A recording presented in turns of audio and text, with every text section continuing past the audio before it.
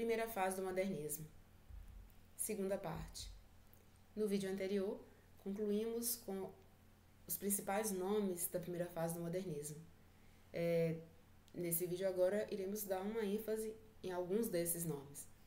O primeiro deles, Oswald de Andrade, que era irônico, era debochado, as características da sua produção, a inovação estética, a crítica à tradição literária, a liberdade formal, o nacionalismo crítico, o regionalismo, o uso da linguagem coloquial, a aproximação bem ao falar brasileiro, à língua brasileira, elementos sociopolíticos na sua obra. Ele tinha uma relação com a política, a sátira da vida burguesa. Os seus poemas apresentavam muito da fragmentação, e os poemas minuto, os poemas com uma pitada de humor, e que foram chamados depois de poemas minuto. Algumas obras. Na poesia, temos a Poesia para o Brasil, em 1925, o primeiro caderno do aluno de poesia Oswald de Andrade, em 1927, Poesias Reunidas.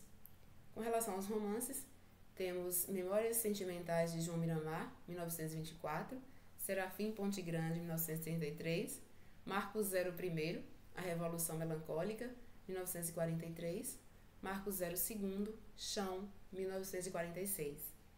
Com relação ao teatro, O Homem e o Cavalo, 1943, O Rei da Vela, uma grande peça de teatro dele, 1937, e na literatura infantil, O Rei Floquinhos, 1953.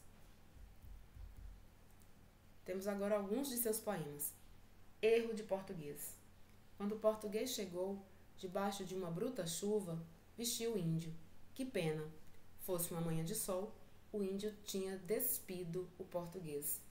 Nós percebemos aí o colonizador impondo a sua cultura ao colonizado, Os portugueses chegando, impondo a sua cultura aos índios.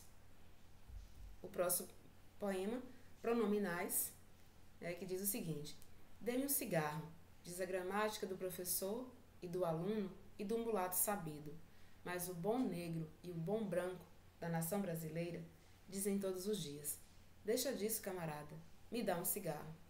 Percebemos aí a diferença da linguagem coloquial para a linguagem padrão. O próximo poema, Brasil. O Zé Pereira chegou de Caravela e perguntou para o Guarani da Mata Virgem: sois cristão? Não. Sou bravo, sou forte, sou filho da morte. Terê, tê, tetê, quizá, quizá, quecê. Lá longe, a onça resmungava. O negro zonzo saído da fornalha tomou a palavra e respondeu: sim, pela graça de Deus. Canhembabá, cum cum. E fizeram carnaval. Percebemos a formação do povo brasileiro. Agora vamos falar de Mário de Andrade, que lançou em 1922, junto com no início da primeira fase, o primeiro livro do modernismo, que foi Pauliceia Desvairada. A sua obra é dividida em duas vertentes. Ele fala um pouco do universo familiar paulistano, ele fala da cidade de São Paulo e sua gente. Isso é percebível no livro Amar, Verbo Intransitivo. E também tem a outra vertente voltada para as lendas indígenas, para os mitos, anedotas populares e elementos do folclore nacional, o que se percebe na obra Macunaíma, Herói Sem Nenhum Caráter. É o livro mais conhecido de Mário de Andrade. As características da produção literária desse autor. Ele se opõe aos valores artísticos do passado, ele busca identidade própria e liberdade de expressão, ele empenha-se em aproximar a fala da escrita, realiza uma leitura crítica dos símbolos da nacionalidade. Temos agora um poema de Mário de Andrade, poema Descobrimento. Abancado à escrivaninha em São Paulo, na minha casa da rua Lopes Chaves, de supetão, senti um friume por dentro. Fiquei trêmulo, muito comovido, com o livro Palerma olhando para mim. Não vê que eu me lembrei que lá no norte, meu Deus, muito longe de mim, na escuridão ativa da noite que caiu, um homem pálido magro de cabelos escorrendo nos olhos, depois de fazer uma pele com a borracha do dia, faz pouco se deitou. Está dormindo. Esse homem é brasileiro que nem eu. O poema Descobrimento mostra aí que ambos os brasileiros, né, tanto de São Paulo como lá do norte, estão em situação completamente diferentes, mas são brasileiros. Temos agora Tarsila do Amaral, que foi a grande pintora e desenhista brasileira. Temos algumas das suas obras agora. Abaporu, O Mamoeiro, Estrada de Ferro Central do Brasil, A Negra, O Pescador e Morro da Favela. A obra de Tarsila está dividida em 3 fases. A fase pau-brasil, né, que mostra um Brasil rural e urbano. A fase antropofágica, onde sobressaem os elementos oníricos, os elementos voltados para o sonho, para o devaneio, uma grande influência aí surrealista.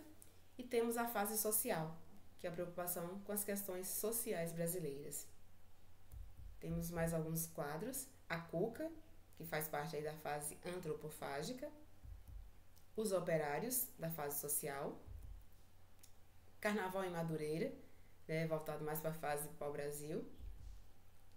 Religiosidade brasileira. E temos Antropofagia, também presa aí à fase antropofágica, pertence à fase antropofágica. Agora falaremos de Manuel Bandeira, nordestino, né? Ele nasceu em Recife.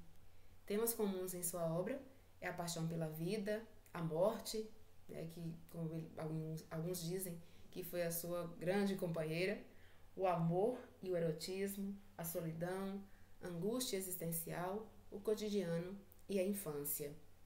Algumas de suas obras: Carnaval, 1919, Libertinagem, 1930, Estrela da Manhã, 1936, Estrela da Vida Inteira, 1965. As características do seu estilo literário: ele tinha uma linguagem coloquial, era adepto dos versos livres, tinha irreverência na sua obra. Nos versos livres, aí voltando, são aqueles que não têm métrica, não se preocupa com as sílabas poéticas. A aproximação entre a fala e a escrita, a utilização de elementos regionalistas, a preocupação com a condição humana, o pessimismo, né, já que ele sofria de tuberculose e dizia sempre que a morte era a grande companheira, e o erotismo. Temos aí um poema dele, O Bicho. Vi ontem um bicho na imundície do pátio, catando comida entre os detritos. Quando achava alguma coisa, não examinava nem cheirava, engolia com voracidade.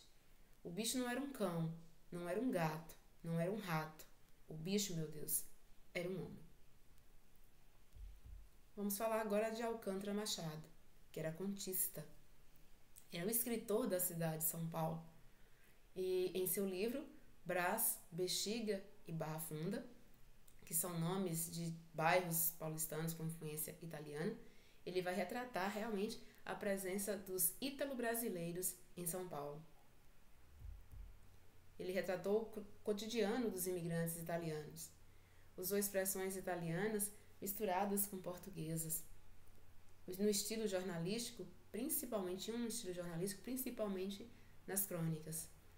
Estilo rebuscado e rompeu com muitas estruturas literárias tradicionais. Utilizou muitas experimentações em suas prosas, principalmente no uso de linguagem espontânea, carregada de bom humor. As suas obras, né? Pater Baby, 1926, que era um romance, Brás, Bexiga e Barra Funda, 1927, um livro de contos, Laranja da China, 1928, também de contos, Mana Maria, que é um romance inacabado, Cavaquinho e Saxofone, 1940, é uma obra póstuma de crônicas e ensaios, e Contos Avulsos, 1961, também uma obra póstuma de contos.